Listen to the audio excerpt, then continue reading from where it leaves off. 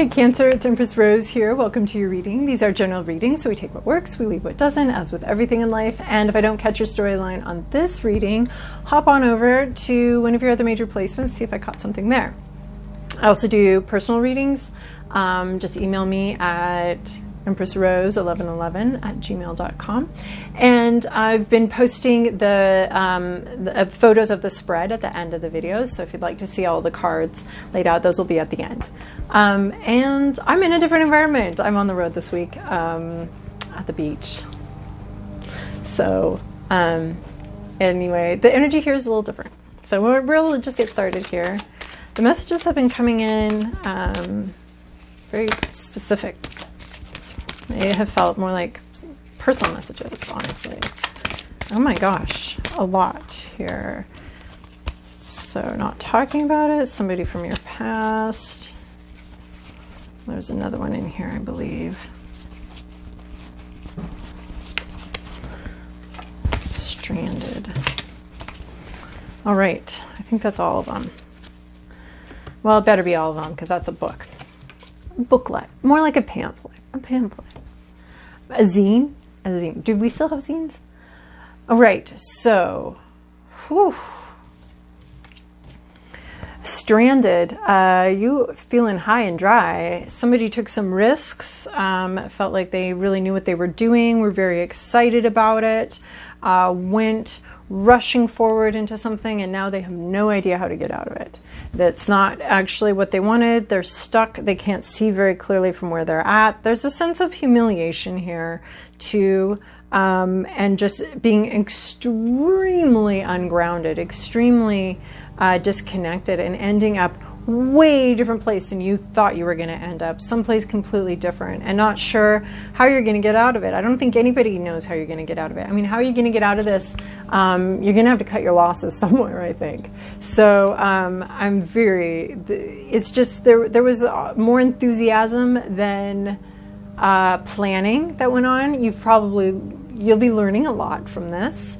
And then applying it in the future. If you ever decide to go sailing again, you're going to know exactly what you didn't know here. And you know what isn't really clear on this card, whether it's you or just an act of nature that put you up in this tree. I think it could just be that something just happened. There was just a flood, and that's what it feels like. Probably could have known some expertise, because this guy's like 11 here. Like, probably should not have been captaining this whole ship by himself, and probably need to do an apprenticeship for like 10 years or something. So we had a lot of inexperience, and that probably played some sort of role in ending up right here. We do have this rainbow eye here that's very difficult to see, but I feel like it is an acknowledgement from Spirit that it sees where you're at, it understands the situation. You're not you feel stranded, but you're not completely stranded. Spirit's with you and understands the situation, and you will be getting out of it. We have the journey here. We have someone that you've known for probably a very long time. You're very strongly, deeply connected to them. You met them a long time ago, possibly when you were children. This is a companion. This has a companion card later on in the deck where they've been together for like 20, 30 years. So this could be someone you're just meeting or something you're just starting to get involved in that's going to be with you for a very long time. So this week, it's either referencing someone from your childhood or referencing someone that you're meeting that's going to be, there's a strong bond and commitment that's just kind of there from the minute that you meet. You're like, yeah, this is my dear. And we're together for a long journey. This is my dear. This is my job. This is my person. This is we're going to be together for a very long time. So you and either this person or this job or situation this is referencing a long-term relationship. A very committed long-term relationship, very much tied to this person or this thing here. You're not talking about something. Maybe you have met this person or this commitment here, and you're not speaking about it. You're not talking about something. You could be not talking about how stranded you feel. That makes a lot of sense to me. But you're not talking about it. You're not moving forward. You're looking to the future, but you're really not all that interested about talking about where you'd like to go from here. or where you'd like to go from here, you're not talking about it. You're looking at it, and it's actually taking some level of restraint from you. You'd like to talk about it. You'd like to talk to somebody about it, but you're not. You're just really not yet. And here we have the gift. So this is your gift to bring to the world. So I'm wondering if you didn't, I mean, it also references this gift, this union, this connection. This seems like a connection to an idea that you're very protective of, and you end up, like people and their dogs, you end up looking the same as this like swan that stays with you forever. And you have a gift to give to the world. You haven't given it yet, but you're thinking about it. And it's an idea that you have, some thoughts that you have, or maybe like a novel that you're writing in your head or something like that. So I see you're at the beginning stages of something. You're not talking about it. You might be feeling a little stranded, alone, or humiliated.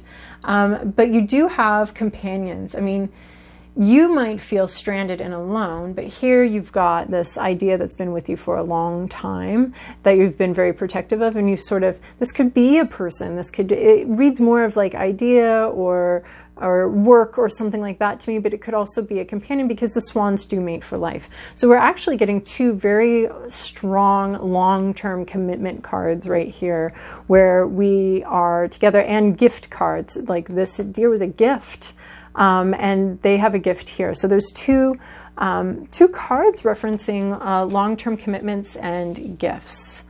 You're not communicating about them. You're very passionate about this long-term commitment and this very committed relationship with, it could be a thing or a person, an idea or an actual person. I'm very committed to that.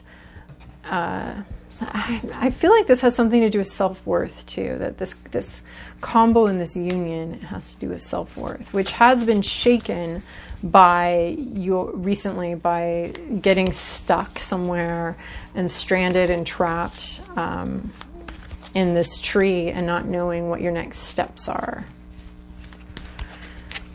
All right, Cancer. This is your past, your present, your inner landscape, what's at issue, your environment, your to-do list, and your possible outcome. Wow, magic is afoot here. Okay, so in your recent past, you have this King of Wands, a very intuitive, charismatic king, very in charge. This could be an actual person from your past or just a vibe, a sense of renewal, a sense of strong intuition, creativity, patience, strength, but also this charismatic, maybe well-traveled, very, I want to say willful, or that, I don't want to say impulsive energy, but it is that willingness to leap forward, and that willingness to leap into the unknown, and that willingness to, possibly, that willingness to leap into the unknown. But this is a king, so he's very much in charge of his intuition, very much has this intuition in hand here, and is very charismatic. In your current situation, you have some sort of justice vibe or situation. This is talking about fairness, clear communication, and wisdom in the situation. Someone might be getting some justice served to them. Hopefully you've been behaving yourself, so whatever is fair is coming back. So consequences, karma, things coming back to either bite people or bless people, depending on, like, I don't think karma is necessarily related as like, I don't think it's as simple as, you know, punishment and rewards. It's not like a kindergarten teacher that's like, and you get a gold star and you get a frowny face. Like, it's not like that. It has more to do, I believe, with our paths and what we're here to learn. And, but there is a sense of things going wrong for people that haven't been behaving well. So anyway, but this is justice. This is not the karma card, although it is a little bit of a karma card. So this is a justice card, and we're talking about fairness. We're dealing with issues right now in our current situation of fairness, clarity of thought, clear communication, and wisdom. I mean, I do think it relates to this thing from childhood, or this thing from that could be from the past here too, coming back, some sort of gift that you were given from the past, and being asked to maybe apply that gift, or something from the past is being judged and being sorted out right now. And then in your hopes and fears, this is the Seven of Swords. So this is in your inner landscape. You're thinking about, so the swords, this card is about someone stealing the swords and winning the battle that way, through trickery and sneakery. And so it's the Seven of Swords. So it's about like not talking about something, I believe, withholding information, not talking about something, and the hope that that's going to accomplish what you want it to accomplish. Maybe it's not fair to sneak away like this. Maybe it's not right to do that. But if you're losing the battle outright, maybe this is your only chance to win. So you might be afraid of someone sneaking and lying to you. You might be worried about that, or you might be hoping you're getting away with something. This Justice card is here though, so I'm not sure. Whoever wants to get away with something is actually going to get away with it. No, that card in your spread, that's not going to happen. So you could be worried that this is happening, but I'm telling you, Justice card is right next to it, close on its heels. So if someone's being sneaky and lying or withholding information, whoever is doing this, and this is on your mind, so you might be worried that someone's doing this, or you might be doing it yourself or something like that, but you've got a Justice card sitting right next to it, so I don't think whoever's doing this is going to get away with it for very long. So that could be a hope or a fear that you have, that whoever's sneaking away with the truth, with communication, with withholding communication, whoever's trying to pull something over and end the battle, and what's supposed to be an out front in the open, in the plain air battle, is ending that through sneakery. So just a warning, that Justice card's right there. So if that's you, you better stop. If that's somebody else, don't worry about it. You are worried about it. I mean, saying don't worry about it is really funny. Like, yeah, because worrying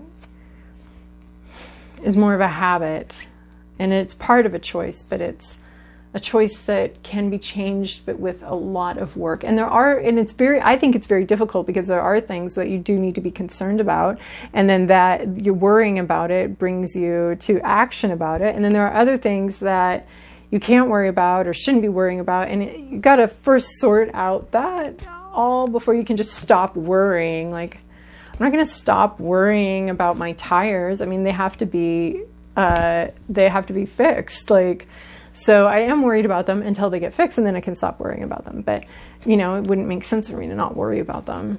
They are fixed. But I'm talking about last week when I was worried about them. But that was just a reminder that I needed to do something about them. And now that I did something about them, I'm not worried anymore. So, yeah, hopes, fears, worries. So and what's at issue here is this Two of Swords. So this is coming out, but we're taking it in the reversal. So in the upright, it's about denial. It's about blocking what you know, refusing to see something, being very stubborn. You're coming out of that. You're allowing yourself to see things. You're allowing yourself to open up. Now, why this is an issue is because this can bring in some humiliation, a sense of humiliation, which we're seeing here, and shame, because we refuse to see something that was right in our face. And it can be very embarrassing when you start waking up to a reality and start seeing something and realizing something, and realizing how you've behaved or how you've organized your life around this false idea. And we have this false idea right here. So you're waking up to the truth of a situation, and it's creating sensations of shame and issues and embarrassment about, like, well, the truth was right in front of you the whole time, and why didn't you see it? Well, because denial is just actually a very important part of our psyche to help prevent us from seeing something that maybe we are not ready to deal with emotionally, psychologically. Maybe we're not in a situation where we can deal with it. So the brain's just like, well, never mind, because there's nothing I can do about that. I think this happens with childhood a lot, because we are so dependent on our parents, and children are so so forgiving, so they can often like excuse really horrible parental behavior because they don't have a choice. They have to continue living with this person and depending on them for all of their needs to be met. So there's not a lot of choice there. So what's the point in realizing what a terrible person your parent is if you still have to depend on them? So I think that, you know, some parts of adulthood can be like opening our eyes and seeing things more clearly, and there's no shame in that, and that can just be part of a whole process here. So anyway, so if you've been in denial and you're coming out, good for you. That's very hard to do. You don't need to feel shame about that, because it's a process literally every human being here goes through several times in their life at least. So in your environment is waiting. There's a lot of waiting going on. You've done some work here. You've put some effort into something, and here you are, you're waiting for the results. You're waiting for the fruit to ripen. There's nothing much more you can do in your environment to fix this. This is just waiting for things to come to fruition. Maybe you're waiting for this justice to happen. You've already got the ball rolling. You've already done what you can do. And you're just waiting for, there's just a lot of waiting, almost a little bit impatient, but patience is funny because that's a choice we have to make. So if you're waiting patiently, you're already waiting impatiently, and you've had to decide to be patient about it. So anyway, in your to-do list is this magician. This is making something happen, having everything you need, coming into this energy of believing that this can happen, believing that this fruit can ripen, believing that you can get out of this situation. I think also believing in yourself, believing in your abilities, being very much in touch with your intuition, and you know, he's got everything he needs here. His intuition is the key here. He's got it in his hand. His creative thinking, ability to think outside the box here. He's also got his truth here. He's got his emotional cups. He's got, you know, physically he has what he needs. He's ready. He's prepared. So you've prepared all the elements, and it's time to bring them all together.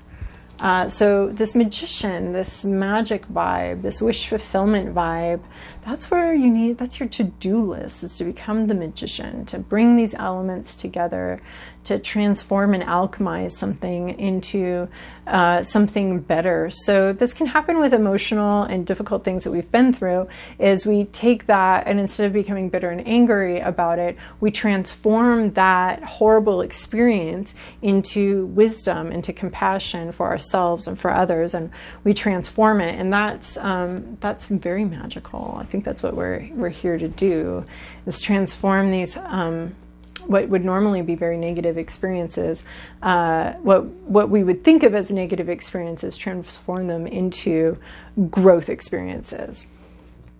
So, and where you're going here is this Ace of Wands. So you've got your wand here, you've got your King of Wands here, this past energy. You've got a new wand here in this magician energy. And here you're coming into a new beginning, exciting, moving forward, intuitive, creative, new beginning here. So that's exciting. That's a very exciting possible outcome.